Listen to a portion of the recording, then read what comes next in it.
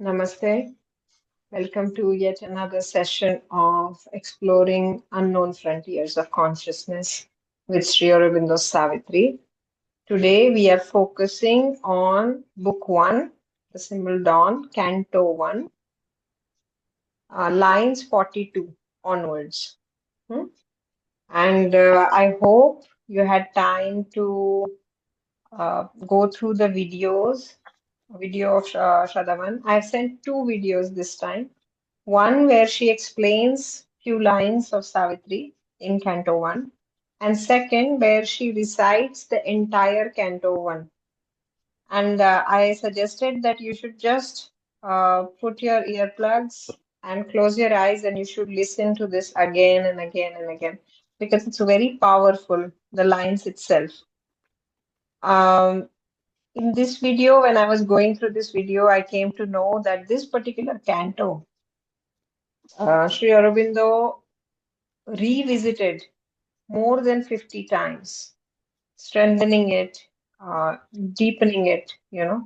So it's very, very intense, and it is very, very, there are a lot of underlying layers that we can peel. And the more we peel, the deeper meaning we will get. Uh, I know that last session we did from the mathematical point of view, and we will try to see. We have wonderful people here. Dipankarji, who is doing the psychotherapy. Helmut sir is there, who has been working on Savitri for almost 5 decades now. We have Girish ji, who is an entrepreneur, and today we have a pleasure of having Mr. Fredder, who himself is into quantum physics. So it would be nice to hear all your insights in these lines. For reference, I would like to share my screen, and we can have the lines of Savitri as a reference in front of us.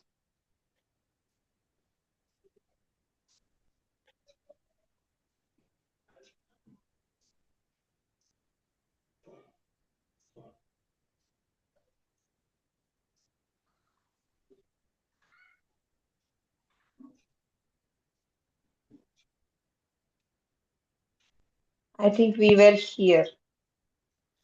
Last time we did up to 1.9, and today we are focusing.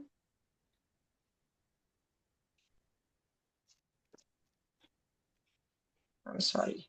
Are you able to see my screen? Yes, yes. Yes. Yes. Thank you.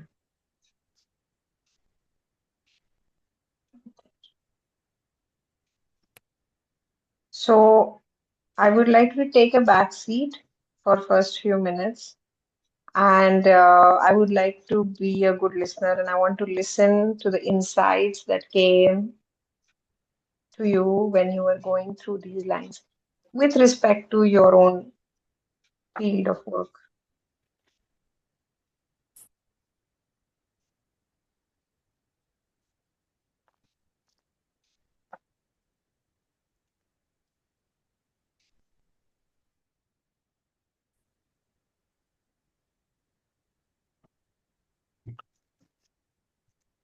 So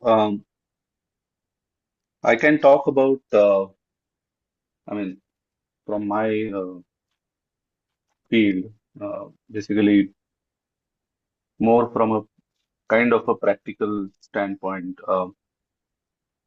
So every like it's more like an inward journey also.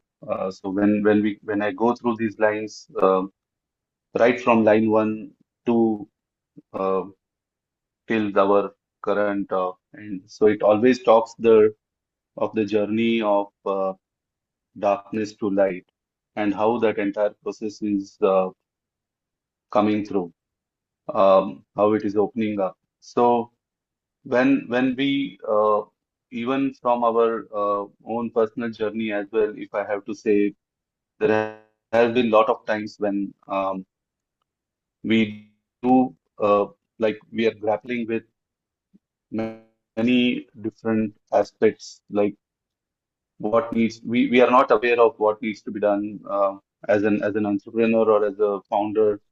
we are always grappling with a lot of uncertainties all around, and we don't know uh, how this entire thing is going to pan out. It is like literally an unpredictable um, journey, and it's not only like I mean, even a single day to massive projects that we run. So from the beginning itself, we are, and that is where that thing keeps coming up. Like when we talk about one mind, which wants to go back and which wants to go back to the predictability, go back to the place where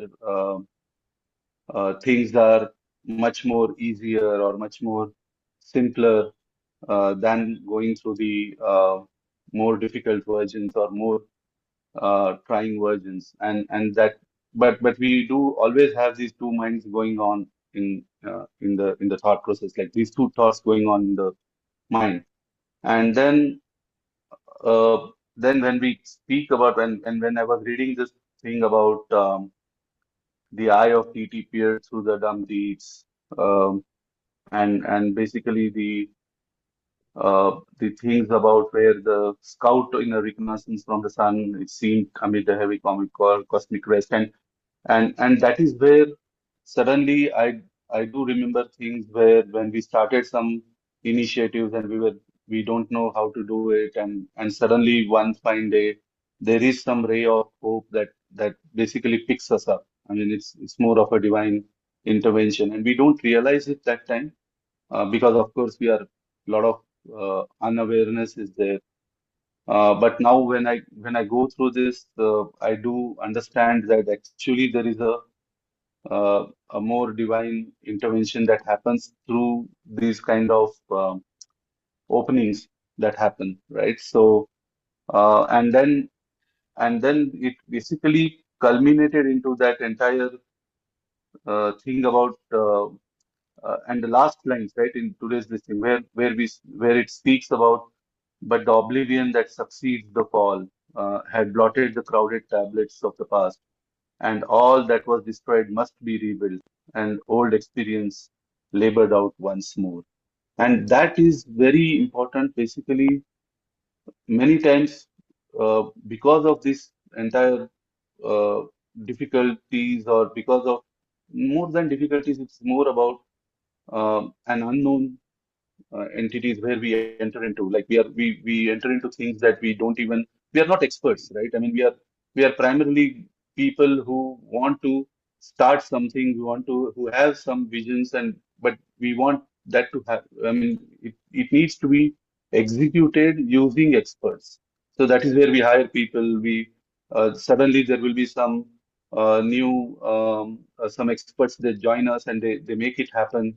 So all those things are basically the divine interventions that happen, and that is where the last line, and that culminated the entire thing. Like all can be done if the God touch is there, and that is where I do feel that it suddenly came to me like a lot of experiences in the past where we were going through this, and it automatically untangles itself. I mean, and the path is shown, and that basically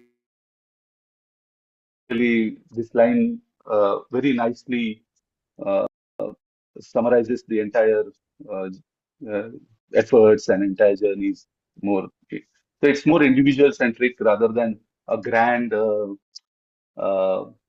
stuff. So that's what I feel. Uh, Sorry. Yeah.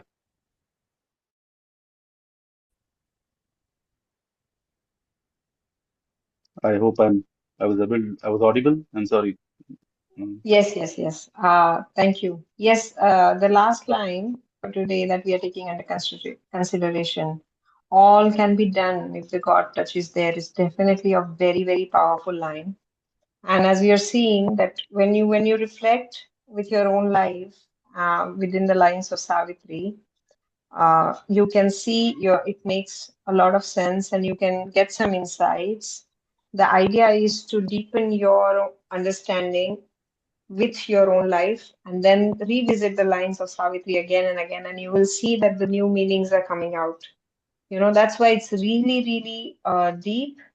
It's non-linear I would say, and it's also very multidimensional matrix that we are reading uh, at this point. So thank you so much, Girishi. Thank you for sharing your thoughts. So, if you like, I can also share some thoughts. Yes, please. Yes, please. We'll be happy. Especially the first sentence, it was a thought, even in its thoughts profound, as you described. Suddenly, when I thought about it, it comes in my mind what physics are saying about it. And there is one where physics are in the moment very clear that nothing not exists. So because we have always the vacuum energy, which means in every moment there can come up particle, mostly both. So we have the matter and the antimatter. And then interesting is they come together again. And what happens? Light comes out. So it's the most interesting combination of this description here. An unshaped consciousness, desired light, which is the background of this mechanism. And you see, the other thing is, so this world will not exist if there are some inaccuracy. And that's the fun. Because this process of vacuum energy most probably was also in the beginning, but then suddenly it happens that some particles are missed and they didn't found that the opposite particle. And we can calculate how many these are. The probability is very low, but this low inaccuracy happened that we are living. And that comes in my mind when I read this one. And of course, there was also this humor of Sri Aurobindo when he spoke about another frustrated world.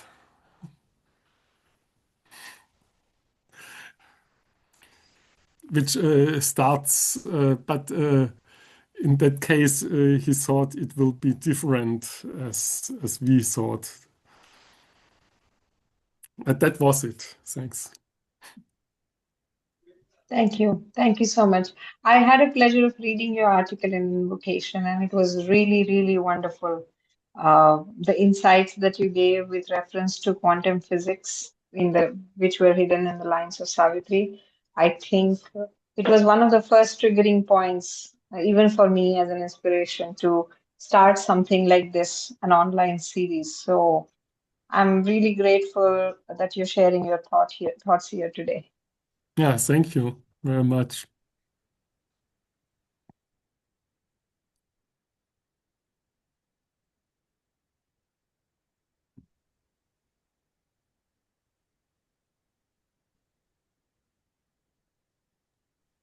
Dipankarji or Helmutji, would you like to share your thoughts?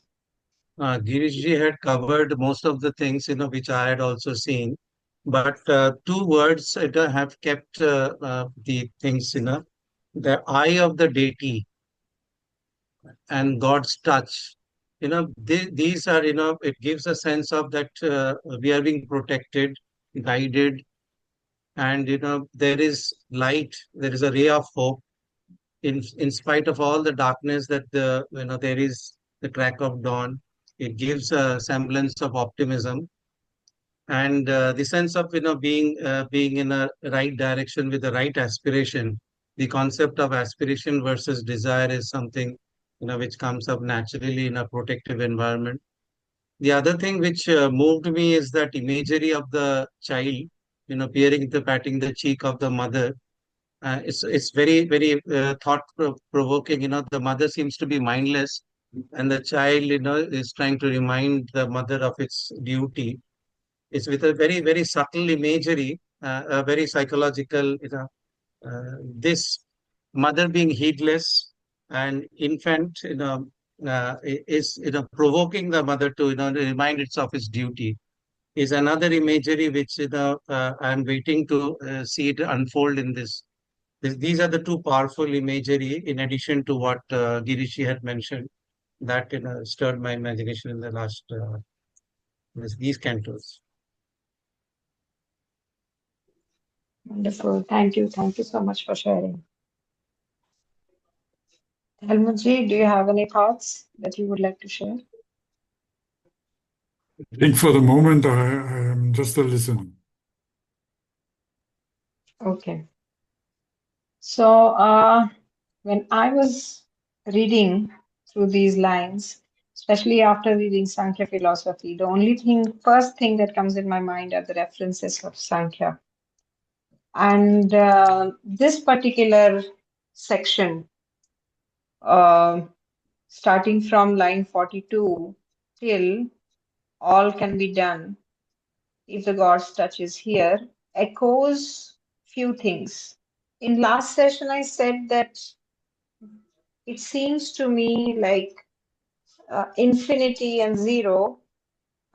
In Sri Aurobindo Savitri, it seems like since it's a cyclic process happening again and again, seems to be like they're infinity and zero lie right next to each other, where infinity ends, nothingness or zero begin. And same thought is kind of extended here with spiritual extension. Like if we assume that divine is infinite and omnipresent and it's unlimited, then in order to restart the process, the divine itself from everything, it binds itself into nothingness, which is very profound for me, this particular thought. That starting again from zero, being that divine itself, you know. When I read the lines, as if a childlike finger laid on a cheek, reminded of the endless need in things, the heedless mother of the universe, an infant longing, clutched the somber vast. For me, this gives imagery of Krishna. Because since my culture and since I'm born in that religion and culture, the imagery that comes in my mind is Krishna, where the divine itself has brought himself in a form of a child, and his love for his mother, or where he is probably just a waking moment where he puts his hand in front on Yashoda's cheeks, is what comes in my mind. But most prominently, what comes is the origins of actions which are expressed in Sankhya philosophy. It's always interesting for me that how exactly one gets into doing an action. So what happens in the mind or somewhere beyond mind that ultimately triggers you to make that choice and do that action? So the first thing that happens is somewhere the need is recognized somewhere in yourself that this is required to be done. And then the ahamkara, the ego, the I factor somewhere trickles and it says, I need to do this. I need to do this. I will be the one doing this, or I need to do this. And then the moment you somewhere within you decides that you are the one who needs to do this, all your senses start working towards it. Whether it's your sense of listening, looking, speaking, or even your sense of using your hands or feet for some reason. All your senses are focused and ready to execute it. And that's a very interesting uh, insight that is given in Sankhya philosophy. And this is what is happening here. So here in these few lines, there is something which is there, but the thought is not there yet that I need to do this. Somewhere something exists, but it does not know how to be. And that's why that resistance, the initial resistance is there, which is kindly tinkled by something as if a childlike finger laid on a cheek. So this desire in Sankhya philosophy is called Prakriti Spandana, where a heedless mother, Prakriti herself, is in an unconscious, dormant state. And something stirs within, which is the first Spandana, where Purusha desires that I want to experience this. I want to experience this. And just that thought, because Prakriti is there for the sake of Purusha, for the, so she is the one who is the force that executes. Then the very first thing comes up is that the three gunas which exist in Prakriti, which are the Sattva guna, Rajas guna, and Tamas guna. Sattva guna is the quality of equilibrium or balance or all the good things that you can categorize. Rajas guna is the restlessness or the movement, and Tamas guna is obscurity or, all the things which are going back towards the dormancy. Yeah. So the Rajas guna is something that feels is stirred. He's the first one waking up, moving the other two. And that's where the process has started. So if we see it from the mathematical point of view, if we imagine a circle where if we take Purusha at the center, and we have in last sessions, we have come up to creating a zero, which is if we, for the sake of argument, if we take it as a perfect circle, then now the Purusha has a space, the boundary of zero, where it can move. And it wants to explore the boundary itself. And then it realizes that probably because there is a divine presence in everything that is happening, whether it's a Purusha or Prakriti, each point on that circle is Purusha itself, because Purusha is omnipresent. It's witnessing each and everything. Then any one point can be a center Purusha around which another circle can be drawn. Think of it like this. Imagine a circle and go to a circumference of a circle and draw another circle. What you get is a small shape of an eye. And that in mathematics called Vesica Pisces. That is also a place where a light can come through. I'm not able to open my folder now for some reason, but I wanted to show you the image of Vesica Pisces. So till now, there is no gods. Even the earth is going around not knowing what is going to happen to her, what is her fate. Because there is no sun to kindle to, there is no light, there is darkness. Yeah, which is the necessity requirement. And Shraddhavan says that darkness knows and it's afraid that the light will come at one point of time. She knows that. So what she does, what the darkness is doing is darkness is trying to prevent it. Yes, but this small stir within the Prakriti itself, once the willingness comes, and that small stir, if we see from the psychological point of view, in a human, unless and until it comes from within them that I need to do this, it won't move. You know? So this star, once it is there, even if it's the smallest, faintest light, it is enough to set the motions. So here I'll see if I can share the screen.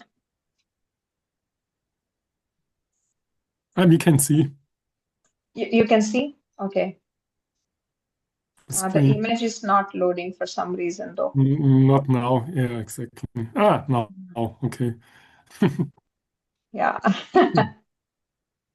So this is the center. If we say this circumference that you say, if we see which is the limit of the understanding, and we can call it as an intellect.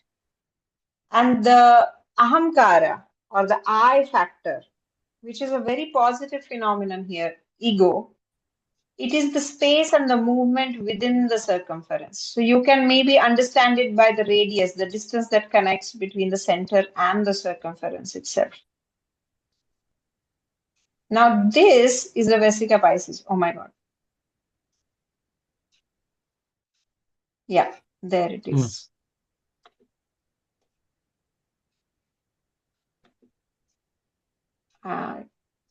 That's unfortunate. But did you see that there were two circles? So there is a Holy Trinity right here. If we take any of these two circles, you see there is an eye, shape of an eye. This resembles with the lines where the eye of a deity. So now you're ready to receive the light, you know, and the movement starts. And if we keep on doing this, within the four circles, half of the creation is done. It also goes with the Genesis Genesis, where they say that on the fourth day, half the creation was done, and on the seventh day, God rested. You know, so if you see the whole, if we move on with the same circle with same radius, take any point on a circumference, draw another circle, go at another point of a circumference, draw another circle, you get something called an egg of life. And if you see in the womb, mother's womb, in the first fetal movements, if you see the 3D imagery of that, this looks exactly like this. This is the egg of life. And it can keep on happening with so the movement is continuous, but this movement is happening because of ahamkara. Ahamkara is the factor that moves. Remember that the senses are still not here yet. We have not reached a phase or a place in the creation where there is something good or bad or pleasure or displeasure. We have not reached the senses of seeing something or hearing something or doing something yet. All this is happening before that particular point of time. So this is what I see from the lines of Savitri when I reach. So this is just before the formation of gods. We are still haven't reached a god yet. Just the light, the divine light. There is enough place is created for the divine light to come through. So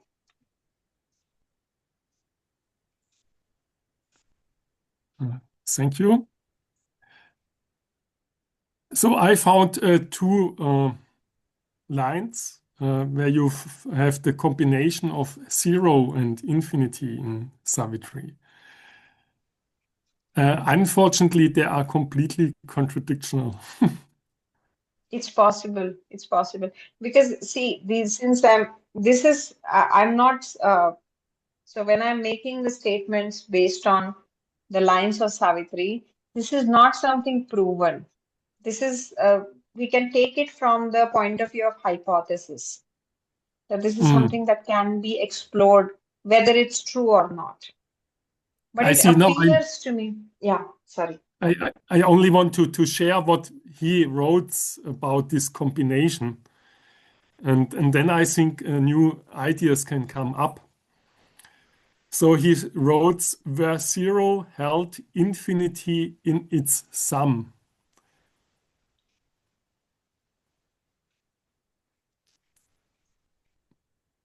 And that's a beautiful contradiction because uh, how can you build a sum of infinity? But it could be that it exactly that picture what you mean, that zero also includes the infinity. Yes, And therefore that you can do a sum of something which includes. that is what is absolutely fascinating for me within these first few lines, and I'm not able to cross these lines. They are very difficult to understand, especially for a person who is in the field of mathematics. Yeah, Because that's how can an infinity become zero? yeah. And If you that make a is sum around it, so it's interesting. So, exactly. This is something that is absolutely boggles my mind, and this is something that is worth exploring. That what is this connection? Because we have always interpreted when we are learning maths or science, zero is the beginning of everything, and infinity is way far away from zero. But Sri Aurobindo says that it's a cycle. It's happening yeah, again. So it reaches right. the completeness, it reaches the fullness, and then it goes back into, it conceals itself into nothingness, Mm. which is And very interesting. there's another line which goes in a little bit also in that direction, but I could be helped more. Infinity were a boundless zeros form. Yes. Yeah. How can that Um, be? That's the that's the other point. And but what is a zero form? No? That's also the zero itself is a very mysterious symbol. So, Having that, yeah. No, so what yes, I so there is this a thought just came into my mind where we discussed about 0 to 1 last time, right? So yes, as per our this thing, like what you said, idea is zero, and then infinity is much ahead of zero. Uh, and then when I was thinking about the journey from 0 to 1, is that journey comprises of a number of infinities in between. So it becomes an infinity inside the journey of 0 to 1. So because there are enough infinite number of points where the journey has to take place. So suddenly, I mean, when Friedrich mentioned these lines, I was just thinking that's something that thought came into my mind. Just wanted to share. I don't know what that means, but those kind of thoughts come in. Yes. I see. And it, yes, please, you go ahead. the so when we think about so Sri Aurobindo, for him, infinity is this part of let's say, spirit. It's something which has no end, which is not countable, which is boundless. I think that is what is important for him. But zero, on another point, I'm not sure if it's really that opposite in his ideas in Savitri, because only 2 times, or not sorry, the combination. Of course, zero comes much more often, also in other lines. But in that way, it's interesting because today we believe that our world is not something comes from zero. And the idea of continuous repeating, scientists more believe. And I think there is this kind of contradiction. Therefore, he combined these two because he also, as you mentioned, not believe that something comes from zero. And if something not comes from zero, what is zero? No? Then again. What is zero? Yes. So But if we one other point to add to that. Zero is the easiest way to come to infinity in mathematics. absolutely, Because if you divide absolutely, something, and any then you get number, if you infinity. divide to zero, you come to infinity. Exactly, which is again very interesting. Zero divided by zero is infinity, or anything divided by zero is always infinity. They say that Yes. you cannot divide. If we take a perspective of Vedic geometry, and if we take the 3D coordinate system, x-axis, y-axis, and z-axis, and if we take a perspective of spirituality, where they say that you need to, in order to attain siddhi, I don't know, I'm not able to get the word, what we call, or salvation, I don't know what the word is, where you reach the highest point of spirituality. If you want to do that, you have to become one with the divine. And if we take the Vedic geometry, where they say that where they talk about fourth, fifth, sixth dimension, and since it's a Vedic geometry, so it's inspired from Vedas, they actually associate fourth dimension. So Brahma, the entity that is a religious entity in Hindu, it's actually understood as a fourth dimensional being, a person or entity or a, Mm. a being who is exists in fourth dimension. So for them, it's very easy to see or create first 3 dimensions, because it's just like how it is very easy for us to understand first and 1 and 2 dimensions, because we are 3 dimensional beings. Shiva is considered as fifth 5 dimensional being, a being that exists in the fifth dimension. And Vishnu is the sixth dimensional being. And the divine itself is beyond that. Mm. So these Interesting. are all so the interesting But thing is if you sorry, sorry, Yeah. yeah, Snehal go but ahead. the Go ahead. fourth dimension and the fifth dimension. So are we talking about so the time and the space here? When you say fourth dimensions, then is the fourth is the time and the fifth is the space, and I don't know what is sixth. So I'm just That is one thinking. perspective of looking at. I'm still, I myself, Okay. I'm still in a process of understanding fourth and fifth dimension. I don't have a Yeah. complete understanding of that. But if you see the symbolism that we have created, the way we draw Brahma, who has 4 heads with 2 eyes, whereas Shiva has 3 eyes. Mm. You understand? So if you try to decode the symbolism that exists in the way we created these entities, Brahma, and if I'm talking from a purely scientific point of view, where I'm looking at them not as a religious entity, but somebody. It feels to me as an encrypted message that is waiting to be decrypted or decoded. If you understand that, maybe if we understand Brahma, maybe we will have better understanding of what is the fourth dimension. If we understand Shiva, not from a religious point of view, but from a purely scientific point of view, then we will be explore fifth dimension more. Because if we mm, and this is with the reference of Vedic geometry. So Mm. in that, if we see that where is the origin of the fourth dimension? It is mentioned in Vedas that when you reach that zero, the origin of the third dimension is revealing. So when you manage to come to the zero mm, from X, Y, and Z axis, then that being in that zero, and if you are consistently being on that particular point where everything is zero, then it reveals the fourth dimension which is hidden within.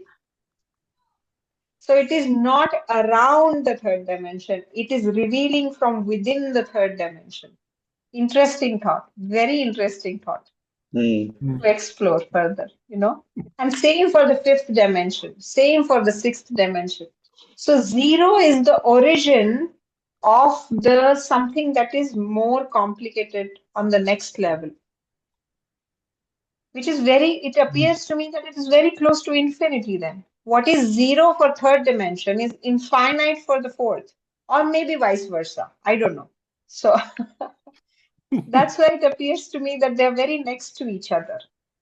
Where infinity ends, zero begins, and where you go back, trace yourself back from all the numbers, go from 1 to 0, then that's one of the way that opens the door for infinity, which is very interesting thought for me that I would like to explore more. I don't know the answers for that. I don't even know if it's the right thinking process, but something extremely intriguing at this point. Mm.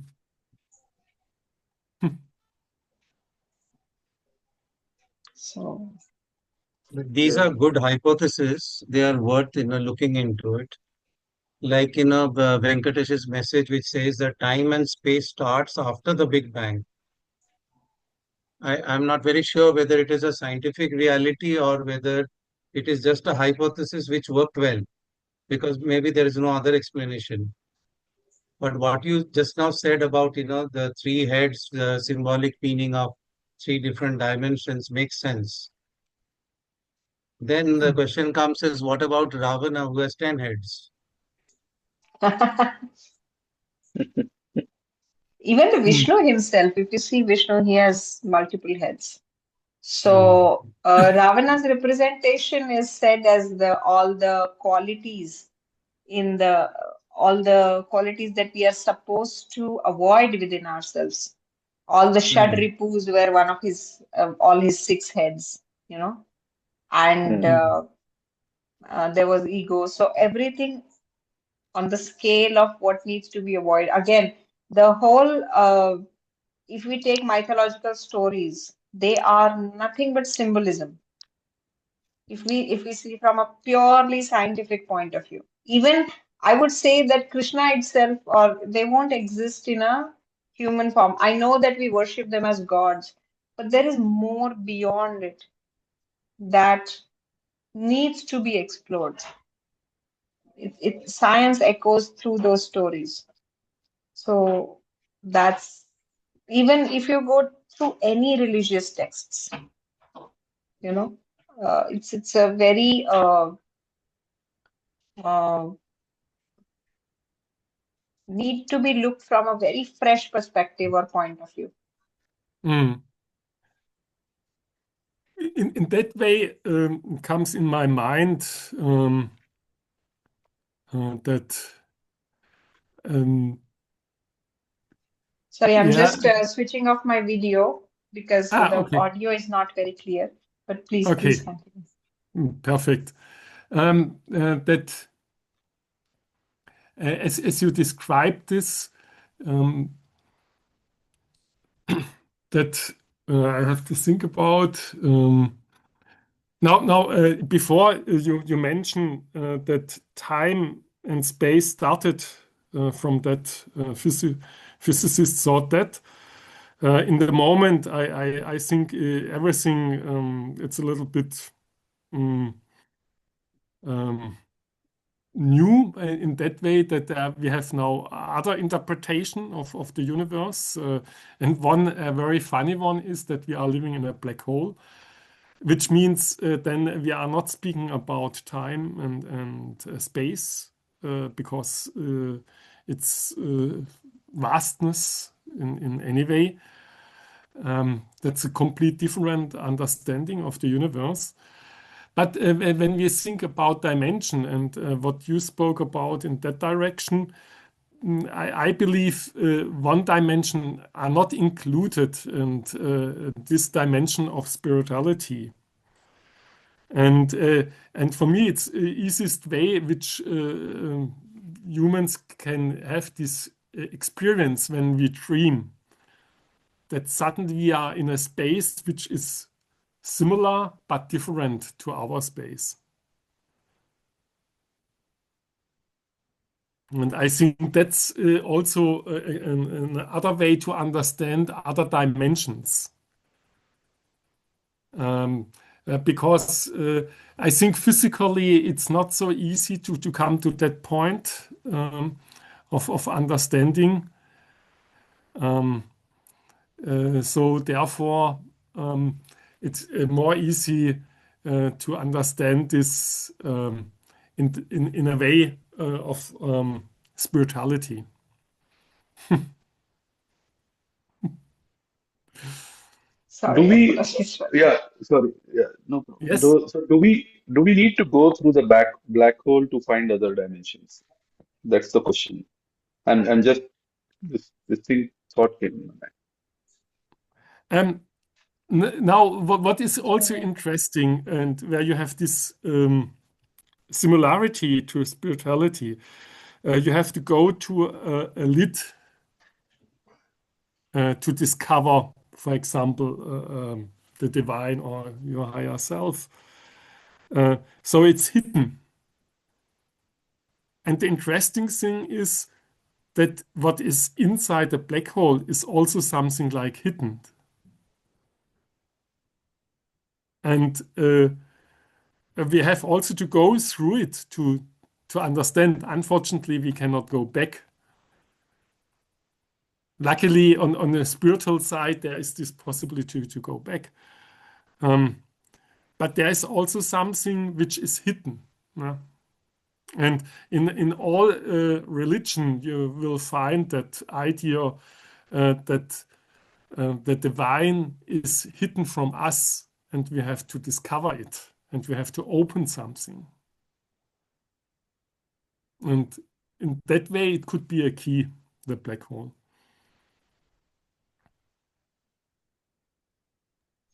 Very interesting indeed. Did Sri Aurobindo, believe in this Big Bang and um, creation as start big?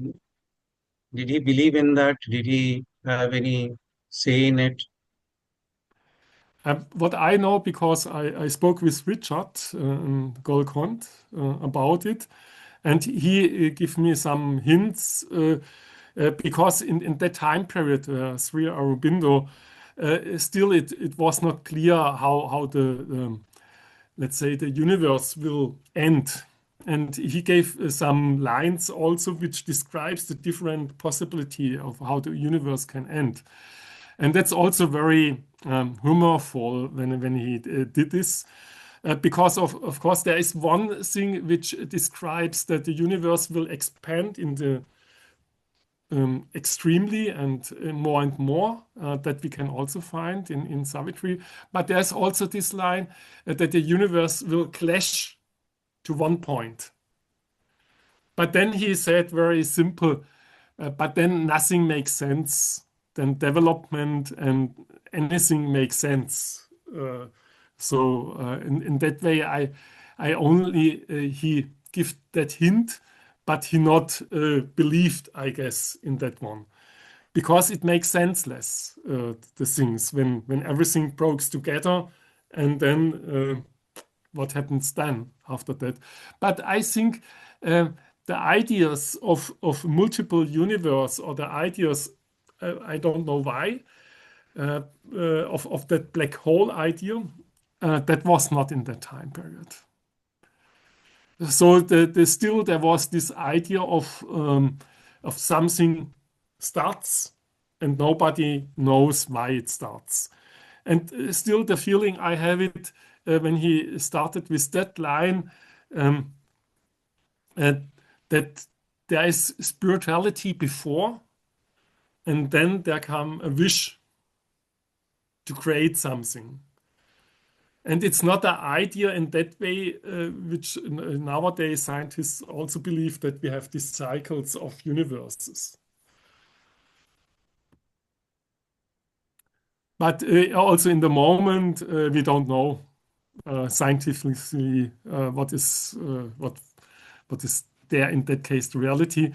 The biggest problem in that area of scientists is that we cannot do any proof, because we're not coming out of our universe in the, let's say, fourth-dimensional behavior. I don't know, in the spiritual or in our dreams, sometimes it seems like possible to fall in other worlds and see something in complete different worlds.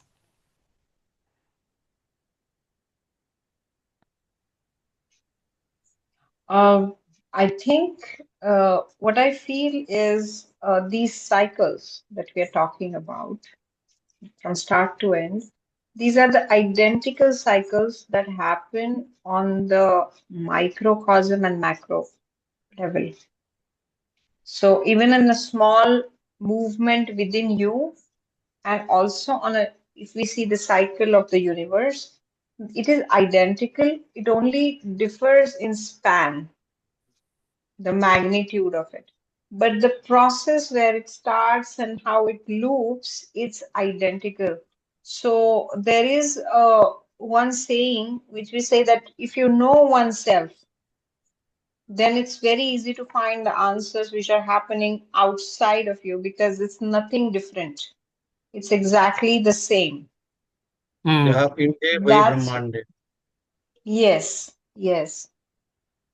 And it has been, I think, even if we see from a scientific point of view, somewhere, I don't know if anybody is doing research on that, but somewhere I'm sure that these things can be identified and explained in a way that it can be measured or quantified to a certain extent.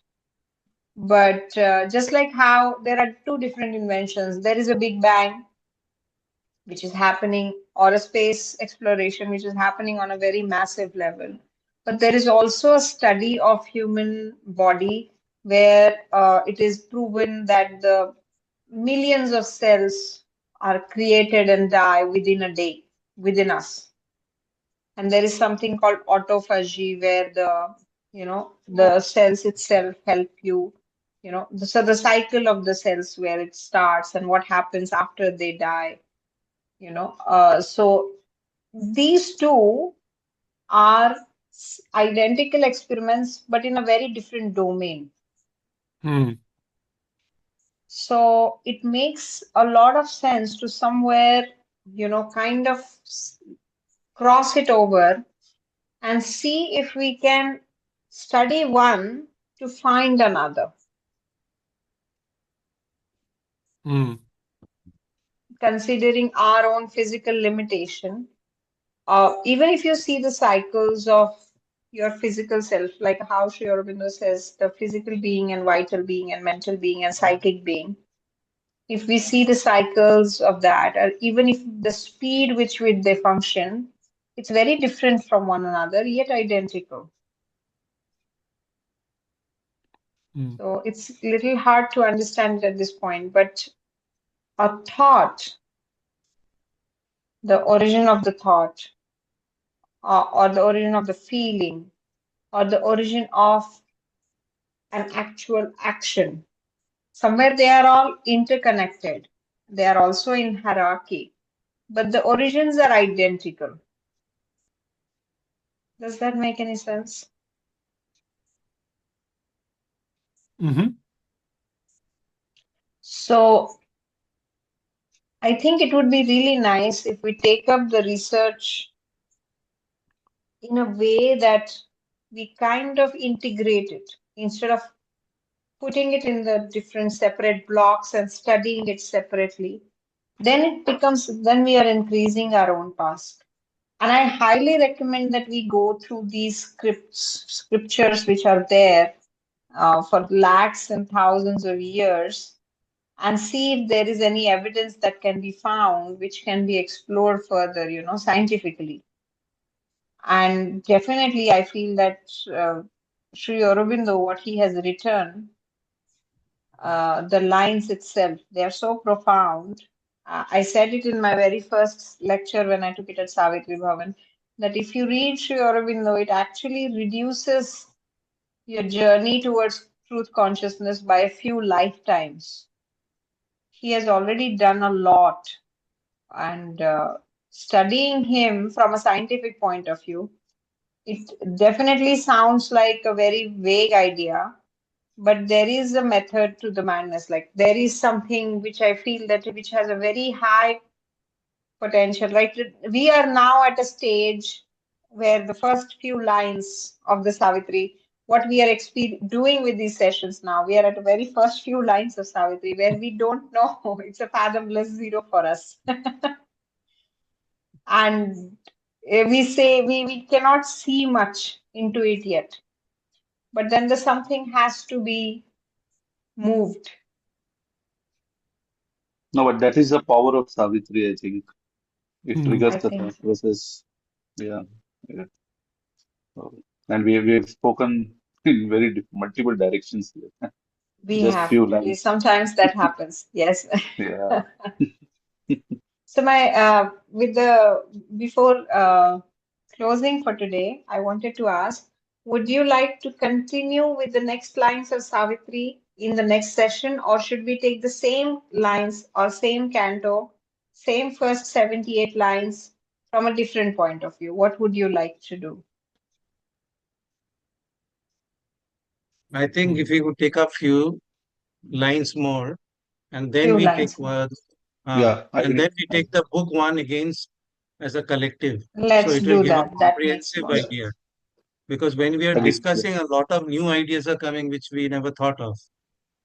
And I agree. I agree. So let me share the video on Monday with the where the next lines I after 78, and then we meet again.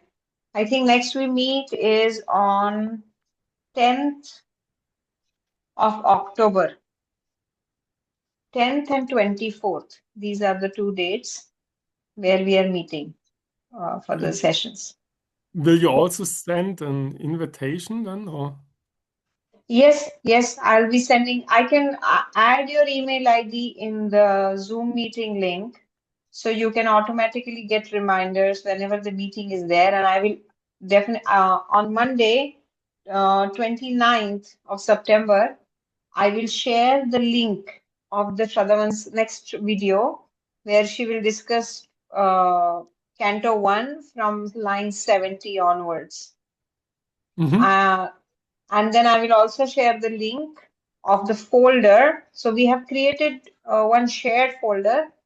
If you have any thoughts on the lines of Savitri from the point of view of quantum physics, you can always create either a Word document, you can write your thoughts and upload it in the folder, or you can send it to me by email. I can do that for you. And that will help us for future references. Mhm. We have also created a reference books Word document. So whenever we, in our discussions, if some books, some references come in the discussion, we are creating a small database of books that might be interested, that might be an interesting read uh, along with the lines of Savitri. Like Mhm. today, we talked about Vedic geometry. So I'll upload the link for the book on the Vedic geometry. If that book Mhm. is available online, I will upload that link as well. So this can be used as a reference anytime later if we are Mhm. doing any particular research. So you can always refer to these books or links in your own research. So that can Mhm. be helpful. What I can share is that I can create a word cloud, for example, of the book one, Okay. where you can see which words are the most used words in that chapter. Okay. That's So, interesting. and then it's also possible, for example, to use the AI. And there's, for example, the word spirit or earth. And then the AI makes a conclusion out of the sentence in Savitri, where it used earth only in that book one, and then gives the explanation what is the meaning. Okay. That's completely new for me, but we can try for sure. Yeah, if you so Of course. yeah, next Yes, yes. time I would be happy to. we can try and see. Sure, sure, Sure. sure. Would you like to do, because I have no clue of how to do this one. Would you like to show us one time or No, how? no, okay, I will do it now if you Okay, like. I can share. It's in the moment in German, um, okay, uh, but I can also.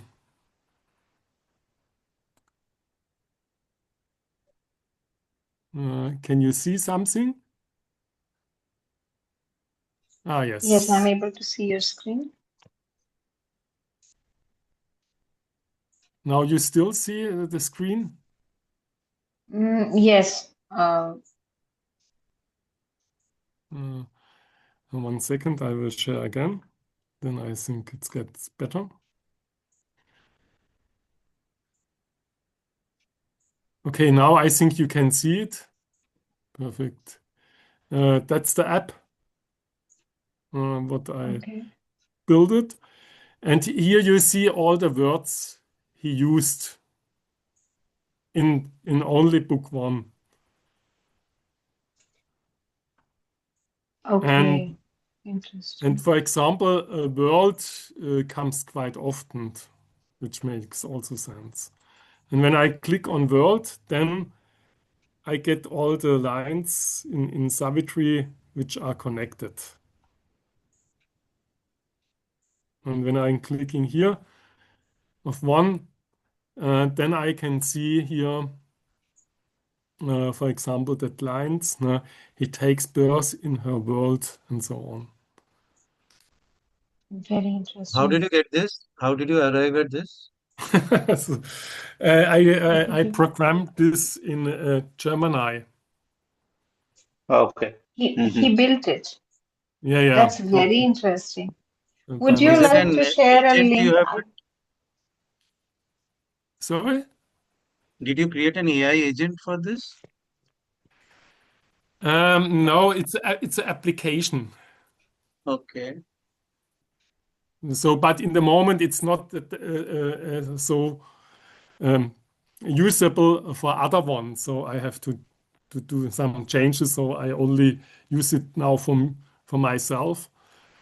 But there is this website, supratext.app, where we started with Prisma together. Also, that possibility like that. I think this is wonderful. It's amazing. Would you like to share the link of if we are able to, is it possible for us to access? And not now. Not now, it's not. Because you have to upload the books, and the books are in Right. separate files and something like that. Right. So I have to think how to manage it. But what you can use in the moment is this. I can write it in the chat. It's supra minus text dot app. Mhm. There you can also find some similar things. But in that one, of course, the interesting thing is now I can click here, and then it generates a conclusion. What are all in that sentence?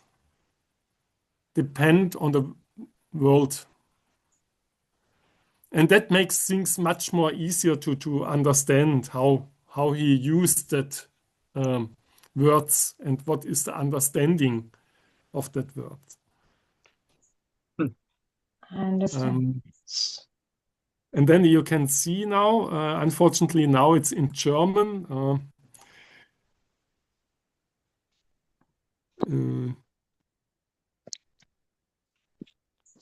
It says something that sentence, it's an important word.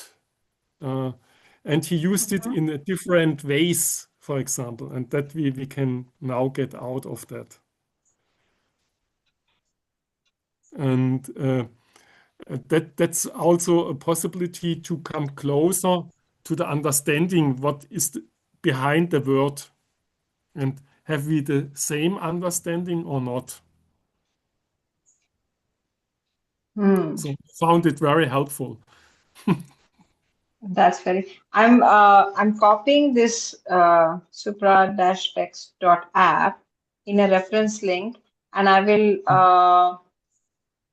also share the link with you of the Mhm. document that we are creating. Okay. So this way, it can, if you want to upload anything in the future, you can always use these documents to share things like these with the rest of the people who are attending these meetings, you know. So Okay. that would be really wonderful. I think it's if we are planning to develop it further, then it would be really interesting to see this app where we can all use Yeah, it. You and can design any letter to do this, no? what you mean by that? I'm seeing these words, her, his, from, all. Okay, and there are certain things, but are there anything which can be added to this list? No, Um, yeah, no. Basically, it reads all the entire document and comes up with the count of words, yes. and it shows that entire word list here, and the size of the words indicates the number of counts it has got. So her and his are higher number Hmm. because their size is big. That is what he has done, and it's a good one, right? Yeah, Yeah. exactly. So it is So based on the number of times it has come into this search list. Right. yes, Into yes, into the exactly. book, inside the book, in the Inside the book. book, Yeah. and only now in the book one, because I only selected book one. So when Right. yeah, Maybe. Yeah. Sorry. Sorry. Go ahead. so for example, when I pressed on soul, then I found 100 sentences where soul are included.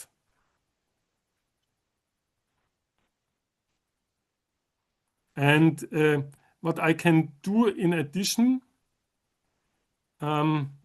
is to see, okay, now I focused only what are in that 100 sentence. And Ah. then you see the combination of soul and, for example, and life and nature. Mm, mm, And when I press this together, then I have only the sentence where nature and soul are together. right.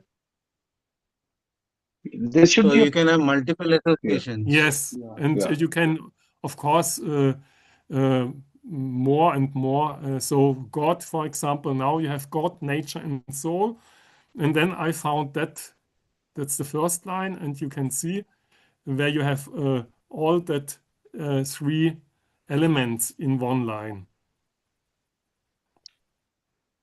And this enigma of the dusk of God, this slow and strange unnecessary compromise of limiting nature with a limiting soul.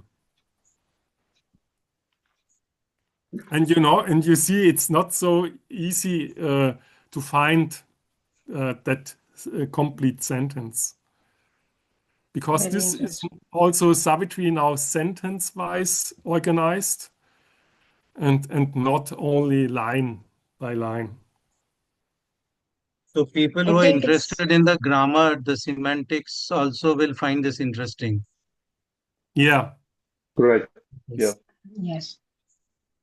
I think also if you want to ponder on any particular word and if you want to explore, Yes. then I think that is also very helpful here because if you just want to focus on these three words and you want to uh, go deep with your understanding, then it will give you the lines of Savitri only with these three words and you can focus only on those. I think that's very interesting. Mm. Saves a lot of time where you have to go through each line of Savitri and because it's you can easily get lost in the lines of Savitri and lose focus of what exactly. I think this is really, really wonderful. It's a very Yes. new approach. Yeah. Yeah. So Freda, you are in the process of developing this, huh? Yes. Okay. And I can try now to try to implement Savitri inside so that one has not to upload it, for example. No? And then one can, and then I can send a link. That I think it's one possibility. This you have done it for only book one. You can do it for the entire Savitri also. No. You see, the speciality in that case was now that I only selected book one. So when we want to speak about book one, then we can use that only. And then, for example, we get only the sentence which are in book one. And then one can also compare how he is using later, for example, Mm-hmm. soul. Because it could be that the definition of soul will change over the whole drama. So that's something what you can also here analyze. And when I press here, for example, now, I don't know if it's working. Yeah. Now everything is there inside. And then I get much more sentence only by soul. It's 775 sentence. So currently, is it referring to some other links for the books, or um because you don't have storage inside this, right? You have not uploaded the books in there. I uploaded the book. So Okay. the complete book is inside the browser. Okay. Because nowadays, luckily, that's possible. In the old versions was not possible. Okay. Right. But unfortunately, I did it also for letters on yoga. They are too big. So, Right. all right, good. All right. Thanks. Thanks, Peter. Wonderful. Thank you Okay. for Very sharing. good. Thank you for sharing Yeah, all your Very good. thoughts and insights today. We wish you're to go welcome. much, much deeper in future sessions. So, are there any closing thoughts? Giriji, I think you wanted to say something. Sorry to interrupt. No. I just wanted to thank Freda for showing this. Otherwise, the session has been good. Yeah, very good. Thanks. Okay. So, let's take a moment again to conclude this.